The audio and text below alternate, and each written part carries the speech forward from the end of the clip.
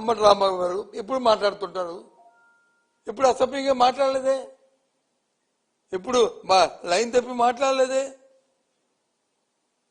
ఆయన్ని అక్కడున్న ఎదురున్న వ్యక్తులు వచ్చి ఆయన తిరిగితే, ఆయన దుర్భాషలాడితే ఆయనే మానవుడే కదా, ఆయన దాన్ని రియాక్ట్ అయ్యాడు. దాన్ని మళ్ళీ ఇంటికి వచ్చి పశ్చాత్తాపంగా దాన్ని అనకూడదు అని చెప్పి విత్డ్రా అయ్యాడు.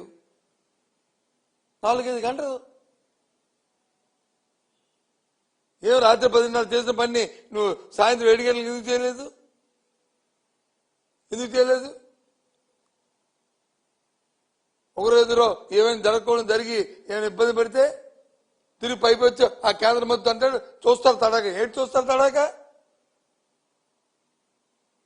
ఇది ప్రజాస్వామ్య దేశం. ఇది నువ్వేదో నిన్న కాక మన అమెరికా నుంచి వచ్చుంటావు, నీకు డెమోక్రసీ గురించి కానీ చట్టాల గురించి కానీ తెలియకపోతే తెలుసుకో. భగవంతుడు నీకు అవకాశం ఇచ్చాడు, నీ ముఖ్యమంత్రి నీకు అవకాశం ఇచ్చాడు, కేంద్ర మంత్రిగా చేశాడు. అంతేగాని పౌరుషం మాటలు పనికిరావు. ఆ మాట చుట్టుపోవు.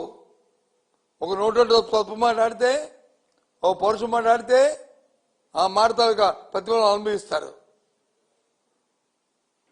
ఏం తెలియజేస్తారు? అర్థం అవట్లే. ఈ రాష్ట్రంలో ఎప్పుడు చూడలే ఈ తెలుగు రాష్ట్రాల్లో ఇలాంటి పరిణామాలు. అందులో మా ఆంధ్ర రాష్ట్రంలో అయితే ఇంకా జాగ్రత్తగా ఇంకా ఉంటాం.